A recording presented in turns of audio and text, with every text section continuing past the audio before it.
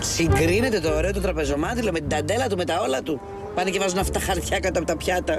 Σουπλά. Σουπλιά μου πια. Τι αηδίες είναι αυτές. Έχει γεμίσει με χαρτόνια το τραπέζι. Η ηλίθεια όλο το σπίτι, αφού μπαίνω στην τραπεζαρία και δεν ξέρω. Θα βάψουμε, θα φάμε, δεν καταλαβαίνω. Σκέφτομαι τώρα τις απόκριες να βάλω σιδεράκια και γυαλιά σαν τη Μαρία την άσχημη και να ντυθώ ντάλια ή χάλια. Το σουπλιά δηλαδή τι? Είναι αριστοκρατικό και η λαδόκολα δεν είναι? Την ίδια δουλειά δεν κάνουν πάνω κάτω. Μη σου πω η λαδόκολα είναι πιο χρήσιμη. Εσύ τι πιστεύεις, τα λαχανάκια Βρυξελών βγαίνουν τόσο μικρά ή τα κόβουν πριν μεγαλώσουν? Άμα σου πω δεν τρώω λάχανο.